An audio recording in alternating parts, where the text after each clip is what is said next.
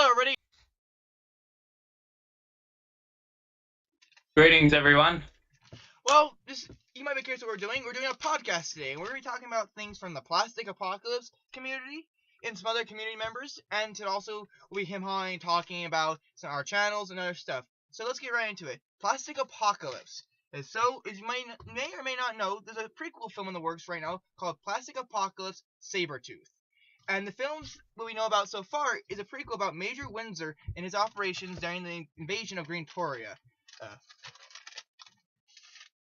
Yeah, the release date for Sabretooth isn't confirmed, but Mike has finalized some rough drafts of it.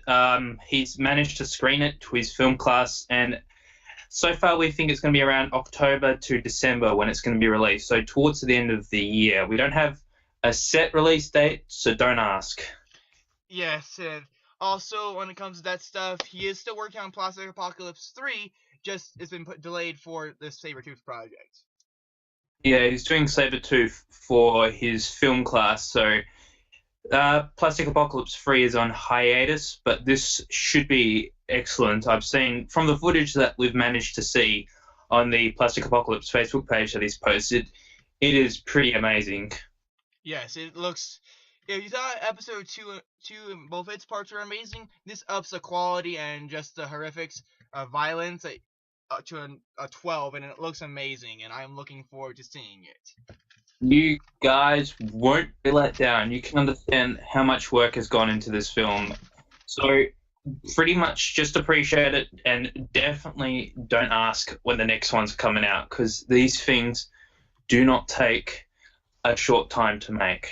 No, and Mr. Ackerman has poured a lot of hours of love and labor into making sure the audio is good, our visuals are good, but also if you go to the Facebook page, you can also see where he has interviews, or not really interviews, working with his voice actors, and he's doing something really unique for the film, is actually having his actors acting while recording their audio, of acting out the scenes. For example, the scene that we have on the Facebook page, you can see is a prison scene where a green soldier is trying to surrender to a tan officer, and it's very good. The actors do a really good job of capturing the feel of being in the situation. I highly recommend checking it out. Yeah, definitely.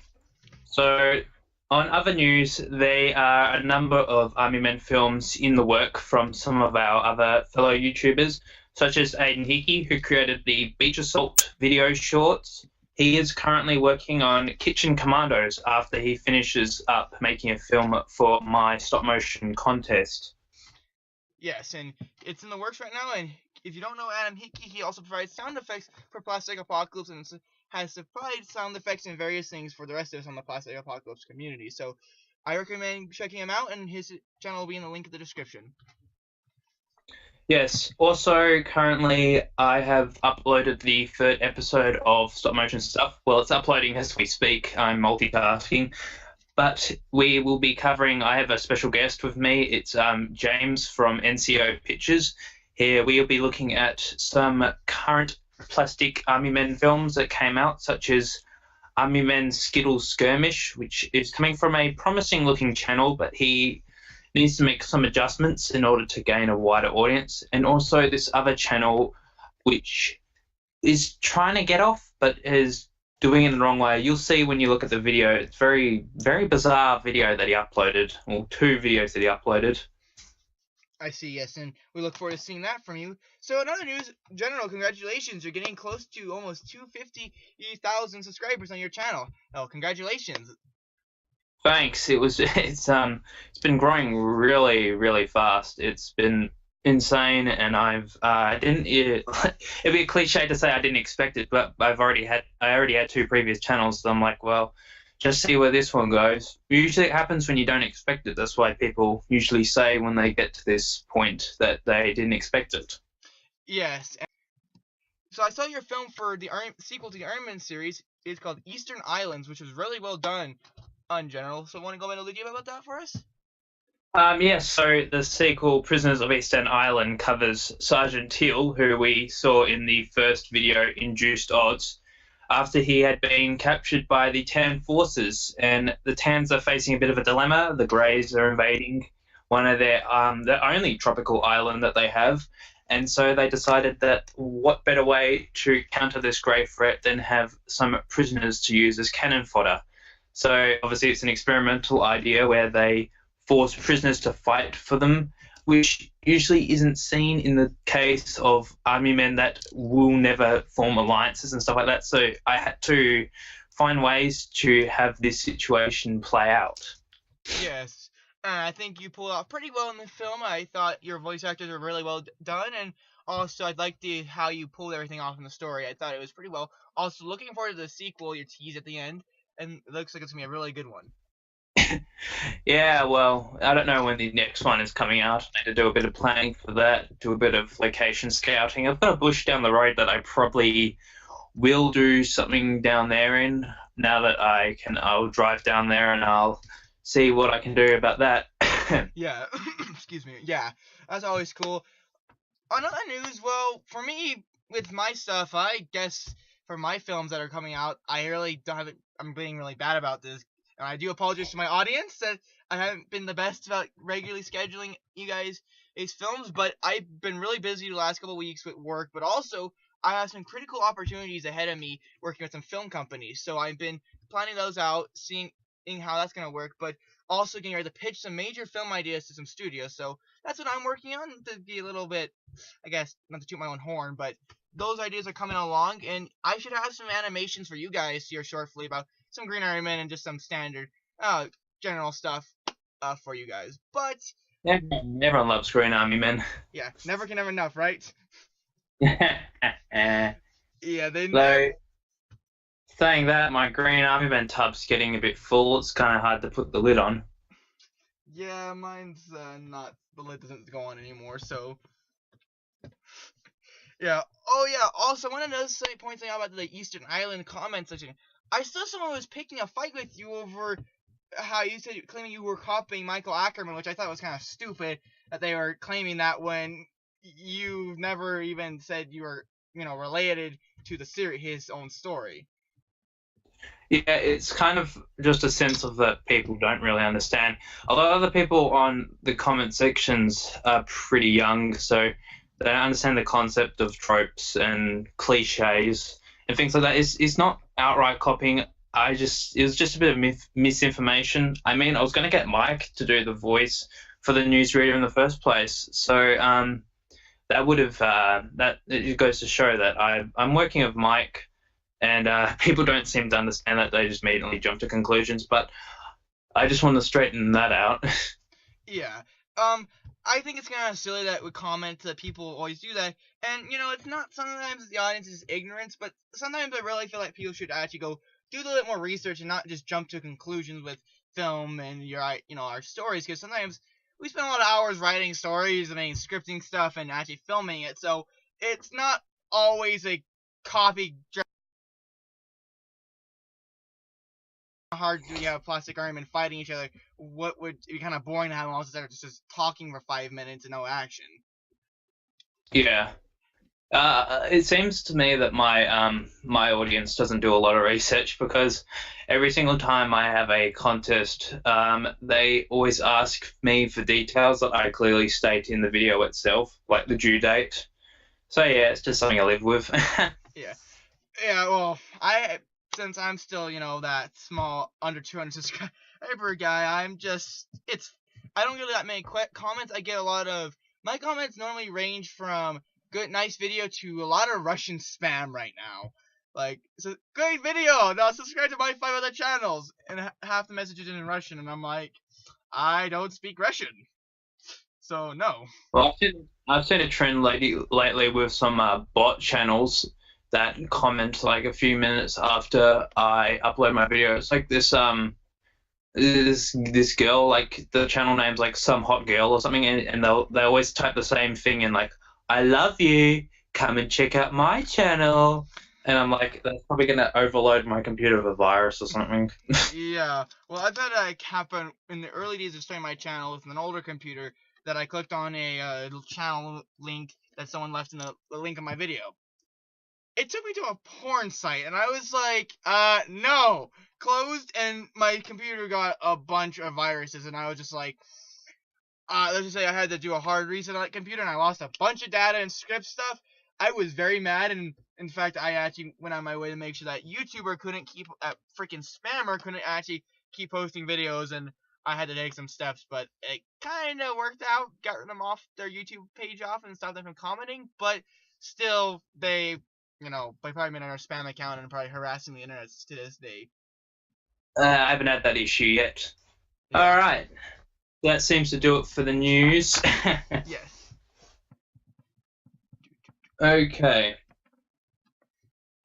So, actually, want to bring up your art contest. You're hosting a propaganda art contest for the Empire. Yes, the Empire. Yeah, so I decided that I wanted to see the creative side of my community that isn't just films. So I want to have an art contest, something a bit easier for those people that probably don't want to do a video for my stop motion contest, which is also going at the same time. Yes, and I look forward to seeing the entries. And so, have you got any entries yet? No, I haven't got any entries yet, but I do have a few people that have told me that they're going to enter. Awesome. I'm not expecting many entries for the art contest as I do for my stop motion one, because I don't know how good people are in my subscriber base are at drawing and stuff like that. Yeah, well, I'm pretty sure you get some pretty cool ones coming from them. Also, you were hosting. Is this your third year of doing this stop motion contest? Yes, this is my third one, but this is my second one in the same year because lots of people were demanding that I have another stop motion contest just a few months after my previous one ended. And because it was like summer holidays that was happening over in the States, they wanted another one. So I'm like, sure, why not? Well, that's awesome. I mean, hey, you get more people submitting. Also, expands your channel reach for their audience seeing your channel. So that's awesome. And hopefully, there's a lot more entries. You get a lot of entries, and hopefully, they're really good. Yeah, it's been a gradual increase in the amount of entries that have been coming into my contest, so it should be probably the best one yet this year. Awesome. How many have you got so far? I've received 2 entries so far. The 2 entries came very quickly, which is a bit concerning because I gave people a lot of time to really work on a video, and some people like to rush it out, and I'm like, put some effort into it. You got like a few months to do it. You got till September, so just hold your horses. Just plan it out. You got plenty of time. Make something good. Yeah, well, for anyone who's actually entering in film contests on YouTube or just in film festivals, take your time with any film you're doing, because trust me, it's worth it to take the time and make sure you do it right. Because when you put the time and effort into it, it turns out 10 times better. Even if the frame rate is crap for a stop motion film, but if you took your time to do it, it still can tell you took your time and you cared about it. It makes it look better and it comes off better, even if it has low frame rate, maybe not the best effects or whatever. It still will look better than rushing it out there to be like, oh, to get it done. Yeah, that's one thing I talked about in my latest stop motion stuff episode is uploading things for the sake of it. It's like you don't want to do it. You just want to take your time. You need to figure out what would appeal to people, what audiences want to see, because you're not going to get anywhere on YouTube if all you do is rush out some weird videos that aren't really going to appeal to anyone. Yeah. I'll tell you, also, to kind of switch gears, YouTube's been having a lot of interesting stuff going on with it recently. I've noticed, like, on the homepage, you've had a lot of various things that YouTube has been putting up. And I don't know about you, but when I remove something because I'm not interested, it keep on crawling back up, and that's getting a little frustrating when I don't want to see certain subject matters, and I'm like, I don't care. YouTube really needs, I feel, needs to work on that, because stop shoving things we already said we're not interested in back in our face. I don't know if you've had that problem, but... YouTube's very corporate driven at the moment, so obviously they're gonna always be pushing other things that they think are popular at the moment. It makes me nostalgic in a sense for back in 2007 when YouTube was more creator driven. Mm-hmm. I have a lot of fond memories of films in 2007. Yes, I remember when I first got on YouTube, which was about 2005. I started using YouTube a lot more than just occasionally visiting it. I remember all the classic Iron Man films, like the original Iron Man the series, which was a great, stop motion film. amazing effects and everything. And there's a lot of classic stop motion films, and also just funny videos from when you're younger that they're creatively driven, so they actually seemed like that people cared about it, and it wasn't about making money and selling a corporate idea. Which I'm all for capitalism and helping building business, but when you forget your core ideals about why you started a site or why you starting it, you lose it part of the funness and spiritual, not no spiritual, the spirit of it. And it's kind of, how do I put it? I feel that YouTube's kind of lost a lot of that, like pushing a lot of small content creators out of the picture with a lot of things. And I don't even want to cover copyright things because last year was pretty bad with copyright. How a lot of small channels got completely kicked off and they've lost everything, and all they were doing was just kind of happy, creatively fun, and I just feel that's been slowly been leaving YouTube. I think, in sort of a way, the copyright thing and the smaller creator base where it's less focused on animation has sort of made animators and stuff like that more determined to produce something good. So in a sense that they're going to put in a lot harder work in for their content nowadays, I believe. I mean, looking back on the classic Army Men films, a lot of them don't meet the kind of quality. Like Army Men the series, probably the one that stands out the most in terms of excellent like quality and the filming and stuff like that. But a lot of them didn't really like have that kind of PA vibe and stuff like that. A lot of them nowadays are very, very well produced. There was a few standout Army Men films back then, but a lot of them were not so serious. They were probably not as special effects driven and stuff like that. So it's just interesting to see looking back on it. I would agree. I feel nostalgic when I watch those videos, but I do agree that it's pretty interesting how Armin films have evolved from being super silly to something as serious as Plastic Apocalypse, which I feel a lot of people mistake it. They look at it as like they think it's one of those silly films, and really it's a pretty serious discussion and parody of real life events and the actual horrors of war and dealing with combat and stuff from a certain perspective. And also, I would agree with you on the special effects side of stop motions. With more technology coming out with a bit for better special effects, we see these more really cool looking videos come out. And also, I want to say I really loved your in-house effect for your stop motion Iron Man films. I think those are really cool how you use those in-frame effects. Yeah, that it's pretty much getting around limitations. The I've got the little hot glue gun bits for the muzzle flashes, but I also handmade the other special effects such as the smoke and the bullets flying by. I handmade those on PowerPoint, Windows PowerPoint. Ooh, well, just shows. Yeah, it's frame by frame. Oh, that's really cool, and I think it looks good. But also, it goes for anyone here. When it comes to making film, like with my gun effects, I don't actually.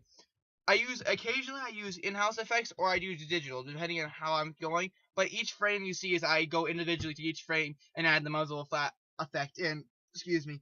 But yeah, I would agree that frame by frame when you do your effects, I think you give a greater appreciation for how it in the end product, like how it looks. Would you agree? Yeah, definitely. Yeah, spending hours, on a single test, FPS test, you know, just adding each effect, people don't realize how much effort goes into editing the effects and just the sound effects, and it's a lot of work, and I love it because I think it's absolutely fun, sit there or spend hours out of a day just to get a scene going in high frame rate, then get it all edited together, and you have this epic battle, or just a scene of a guy walking down. But there's a lot of work that goes into it, but people don't realize, and it's a very it's a very fun thing to do, but also patient-driven thing. Yeah, you got to have a lot of patience to do that. It's probably why a lot of animators don't succeed on YouTube, because they just don't have the patience. They rush out all these videos that really won't appeal to anyone. Yeah, I would agree. And also, again, we go back to that whole rushing thing. Again, when it comes to me with film, my goal for each video is to improve on something.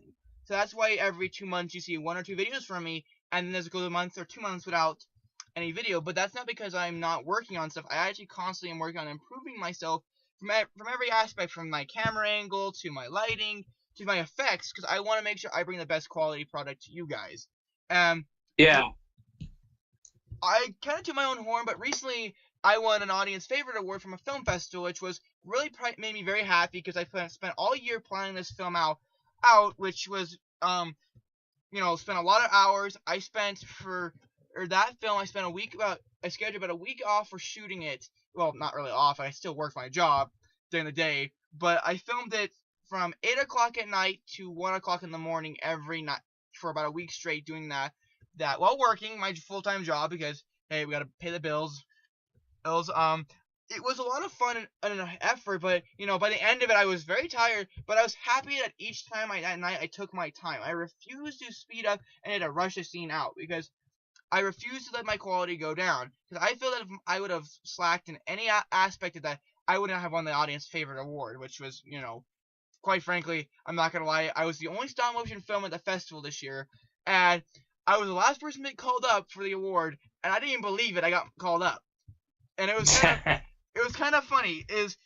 So they name off all these other films that got their awards, and then they said audience favorite goes to, and they paused for a second, and I'm like, okay, since I've been in this film festival for a couple of years, I wasn't expecting to win. I was expecting to get, congratulations on end finalist.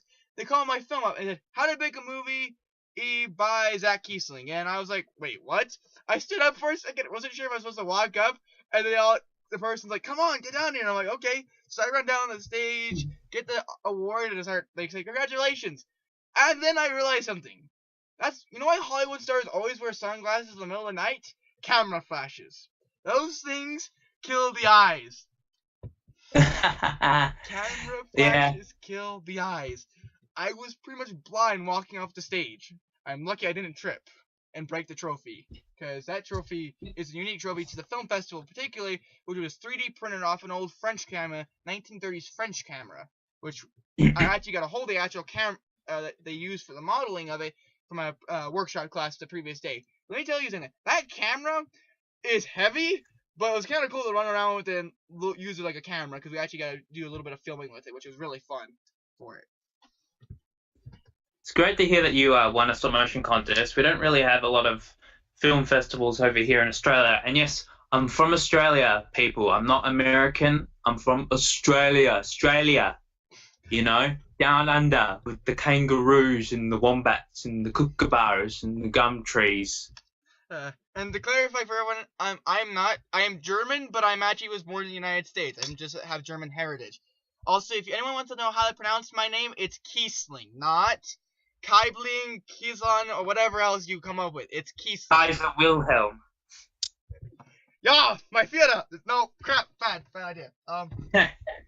Yeah, I'm going back to improving. I'm definitely striving to improve. Yes. I've been adding more depth to my videos, particularly in stop motion stuff, where if you compare it to my previous episodes of stop motion stuff, this one I'm adding a lot more to it. I'm trying to spice up the visuals and stuff like that. I'm animating things. I've been drawing a lot over this holidays. I've got my iPad. I've just been drawing so much stuff, like all those individual frames, the borders to the videos, the me talking, the tables, everything there I've hand drawn, and I have to do a different frame for every single movement. It's been pretty intense. Which also, by the way, on Facebook, I saw you shared an animation of your character doing the yo-yo, which I thought was pretty cool that you actually animated that. Yes, it came out really well. My character has been going under a bit of change this year, so it's kind of finalized to that at the moment because he's easier to draw that way. I've been doing my style has been developing a lot over the years. I've had a lot of influence, and I really feel like it's definitely improved a lot with my just drawing and animating and stuff like that. My style is more because you got all the cartoons nowadays have thin outlines like Adventure Time and the Steven Universe and all that. They got thin outlines, but I prefer the thick outlines of the older cartoons like Invader Zim and Billy and Mandy and stuff like that. And that's kind of where a lot of the inspiration is drawn from. Yeah, that's cool.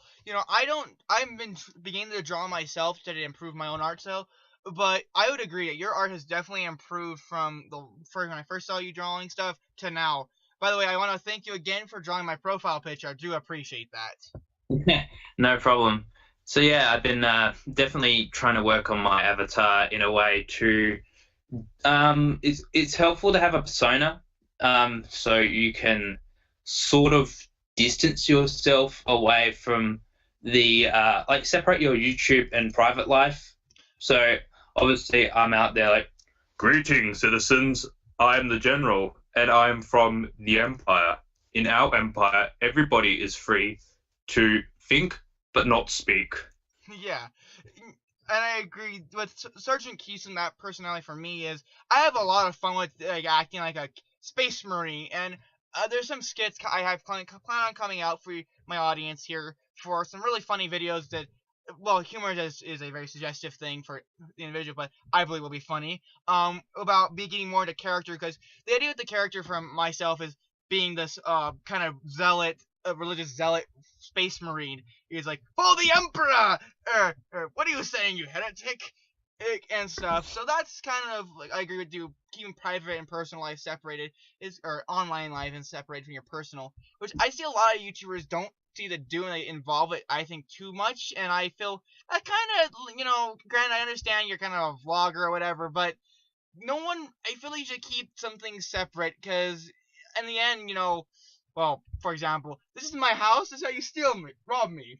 I think that goes to the level of okay, you need to calm down on sharing your personal life because no offense, but no one really cares about everything you do in your personal life. Oh, you'll be surprised people that do. I know. When I said that, I was like, oh wait a minute. Thinking about it. Ugh. Yeah. Yeah. So, yeah, definitely having the persona is pretty good. And I've already got people in the comments calling me, saying the general that they declare war on me, and I got lots of very loyal citizens in the comments. They do not understand the laws quite yet. Of course, the posting of the first comment is punishable by death.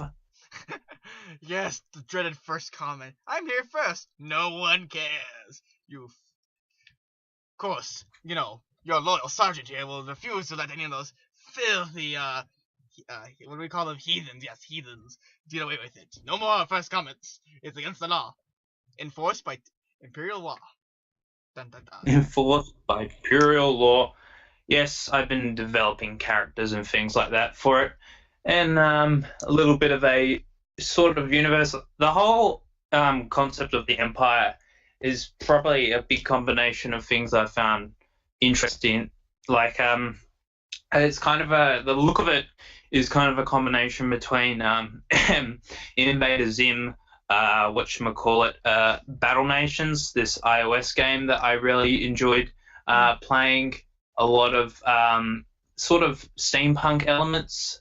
There's some retro kind of things. Yeah, a lot of that is all coming in.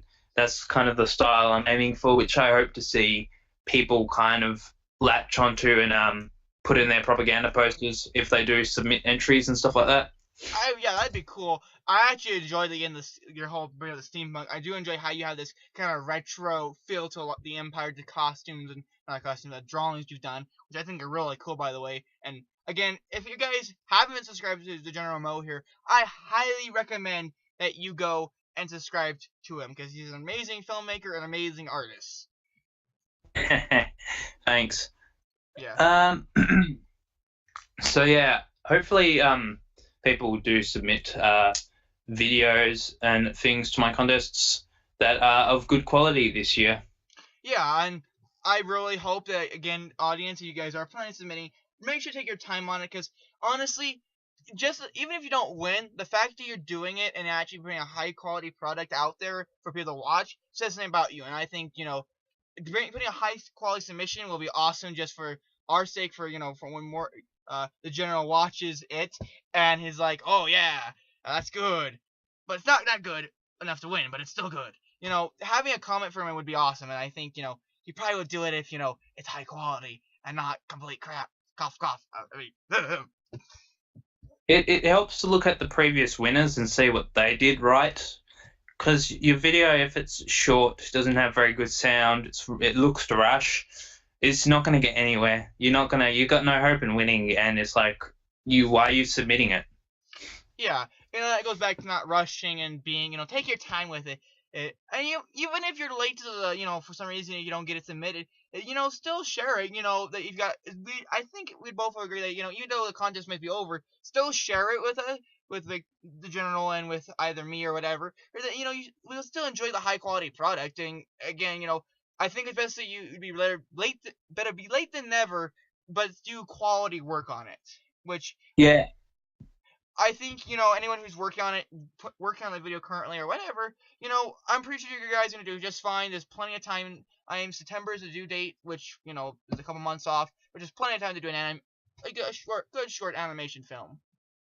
Mm-hmm. It should be good. And I usually judge the videos later than the due date, so I might be a bit lenient and allow in some later arrivals. Awesome. Well, here you go, guys. You got a chance to get a little bit in late, but of course that's Imperial secret, so don't let it out to everyone. Confidential. Of course, we have our ministry is a bit short on propaganda posters as well, so just waiting for that. I've heard people say that they can't draw, but the point of a propaganda poster is it's not just visuals; it's also got messages and stuff like that you can add, and very simple ones as well.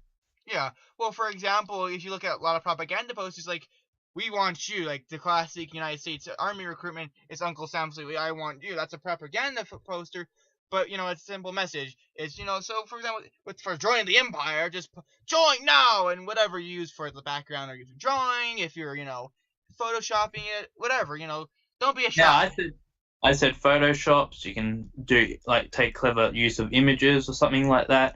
It's all up to you, how you do it. So it's an easy way to get a channel shout out. Yeah, and if you're going to grow your channel, take it for somebody who's a smaller channel at this current time of recording this. Taking the time to network and also, get a shout out is important. I've got a couple shout outs in some bigger videos, which were, quite frankly, yeah, I was like, wow, that's cool, I got a shout out. But it also increased my rate because people actually came and checked out what I had on my channel, and I've gained quite a few subscribers from that. So, a shout out from the general is awesome and stuff. So, yeah. Yeah, that's pretty much how my channel grew, which was pretty much people were sharing my videos around on Facebook and stuff like that, and I joined the group, and I the Plastic Apocalypse group, and pretty much got very involved. I created a network of people, which I have just looking down on my contacts list down here. I got a big network of people that definitely have helped me boost my view count, my subscribers. We've all collaborated. We've all made something together, which has been wonderful. Yeah, so which reminds me about some of the projects I've helped you on. Quite frankly, I've had a blast doing those, and I hope we can do some more here, in the future. But yeah, about the Plastic Apocalypse group. When I first started my YouTube, I had, I'll be completely honest, I was completely terrified about even, joining the group because I wasn't sure. I had this idea oh, everyone here is elitist, and joining the group would be like, I don't have the quality work to prove myself to join. I joined and everyone's like, hey, how you doing? Oh, you have some pretty nice work. Come join us. And I'm like, yay! So the Plastic Apocalypse group is really cool, guys, and because of that, I think that's been a huge influence for my channel growing. Also, yeah, I would say that the group, I've got some really good networks. For example, this is how I actually started talking to the general here, was when I first did his interview, about a year ago now. Oh, when I first interviewed him, I was kind of, not gonna lie, I was terrified to even ask him to say, hey, would you want to be interviewed? We're all very approachable. We're all human. So don't be afraid. Join up, ask questions. We just don't want spammers. No spammers. There's been some problems with the people that have been kind of not understanding how we've got a line, and quite unfortunately a few people have crossed that line where they kind of overdo a few things, particularly with the Plastic Apocalypse wiki, where people have been adding their own stuff to it, and it's just been there's no, the nicest way to call it is just some garbage that is a bit misleading and stuff like that. And we're just like, don't go that step further, all right? Because it's to be courteous. You just want to be courteous on the page. Yes, and also, before you do anything with the, lore of it, just ask. Because we're all very approachable, and, kind of funny story when I asked, because if you've been on my channel for a while, you know that I have an interview with Mike Lackerman, and he does with a lot of stuff, with people asking questions, but also just kind of, like, wanting that, talk to him, and he's very human and very approachable. But keep in mind that he's very busy, and the rest of us on the page are willing to talk to anybody because we all collaborate, we all talk about the upcoming events. So don't be afraid to just ask when, like, for example, Stephen Tan, the general, or even me on the Facebook page, like, hey, what's going on? And we'll share what we can, because also there's some confidential, classified information we can't share, which, tough. It's all very important in the world of Plastic Apocalypse. Yes. Should we talk about that, or are we okay? Yeah, we're good. Yeah, we're good. So, you said that you want to collaborate. I can have you on some more episodes of stop motion stuff. I'm looking for guests. Awesome. Well, I would love to be a guest on that, and I will critique the film and ruin your expectations. You will be just kidding. No. Well, I wanna dive into some more of the bigger videos on YouTube. One series that I want to touch upon is Clay World, which is probably one of my most favorite stop motion series on YouTube of all time. I'm currently working on I want to work on a Halloween themed episode of stop motion stuff to have it go up in October, because I know during that time I'm going to be extremely busy with finals and stuff like that. So I want to have a Halloween themed episode of stop motion stuff where I look at Clay World. Yeah, I would. Yeah, Clay World. It was an awesome series. Which anyone who doesn't know about it, it's an older stop motion series. But basically, this gentleman who animated this took clay guys and just had them do random crap, which were just absolutely hilarious. And they violently kill each other most of the episodes. So it has a mix for everyone. Yes. Clay World was created by Robert Benefer. He uploaded his first video in 2007, which was it was on February of 2007. Which is exactly 2 years after YouTube was created, because YouTube was created in 2005 in February.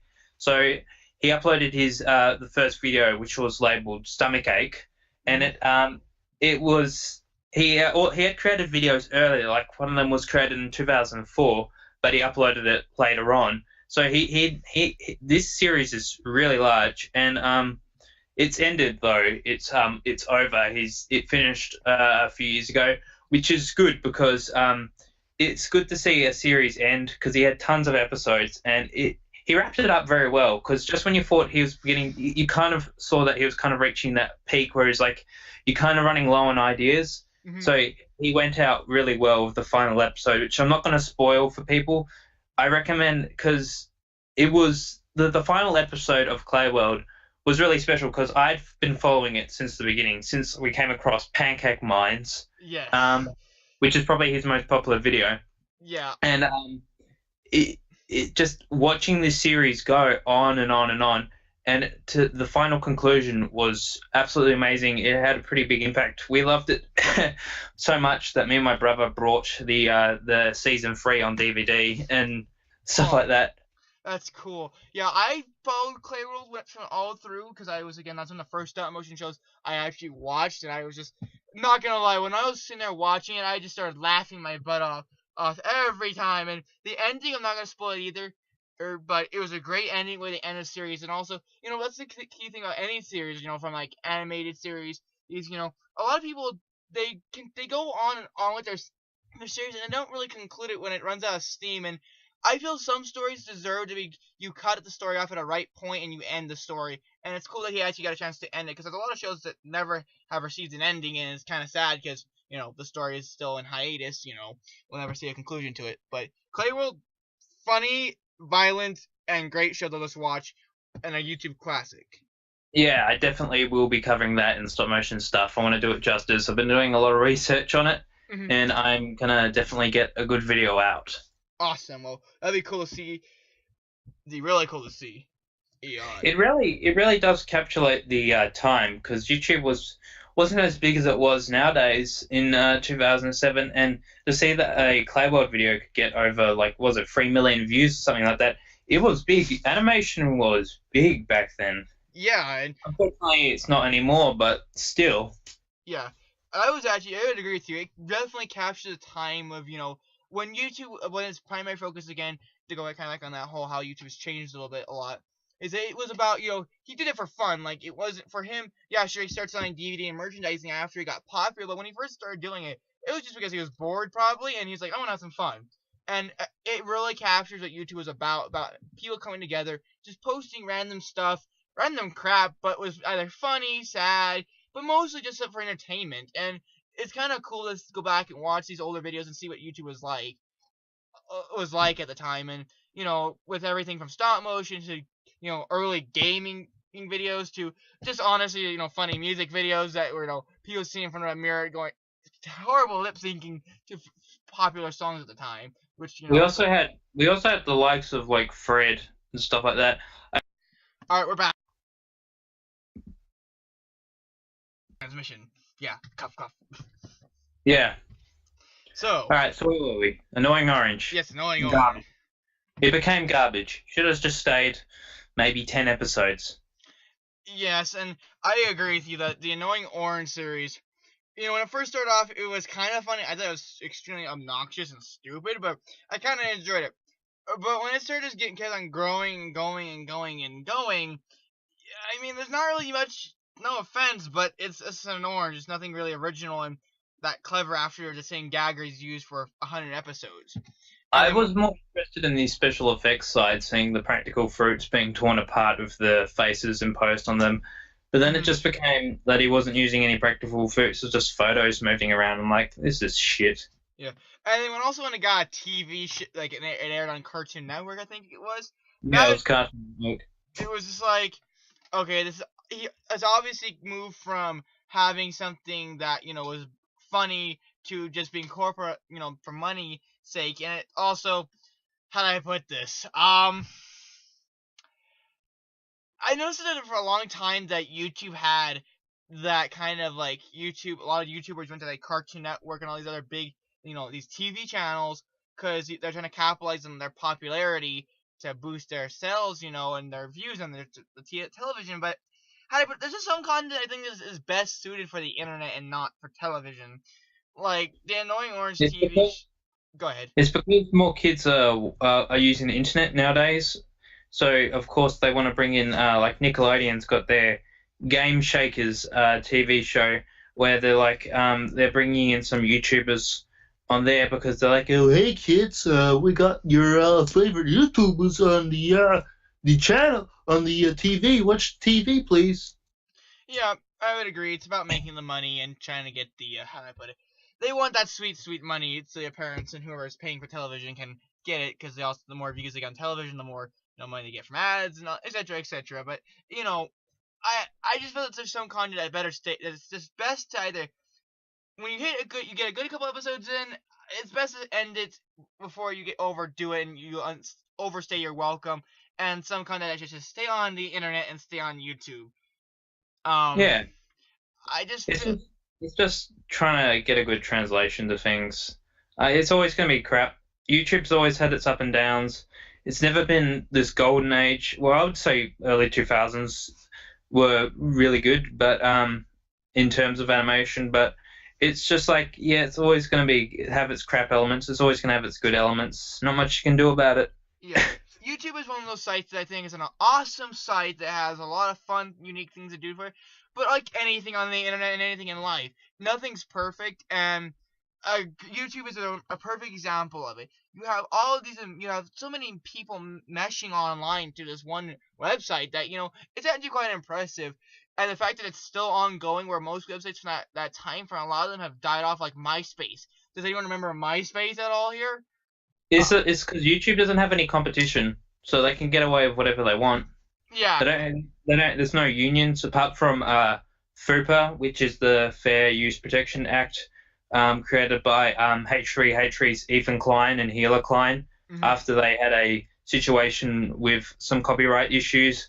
So there's like a fund to help protect YouTubers from copyright things, but we don't really have a set union or anything like that because a lot of us make our income, like me, I make my income off YouTube. So yeah, it's it's a tricky balancing act. Yeah, it is a trickling at balance act. And for YouTube, I understand they're a corporation, so they have they have to make a stand somewhere. But like fair use, because a couple years ago, I don't remember if anyone, well, most of YouTube knew about it. Was where was the fair use at? That hashtag and slogan was used a lot for a lot of channels like Channel Awesome, the Nostalgia Critic, and all these other older YouTuber, longtime YouTubers, using it because a lot of that content was being spammed, and a lot of them that's how they make their livelihood. And I think that YouTube, we as a corporation, and should stand with its content creators because the people who make YouTube.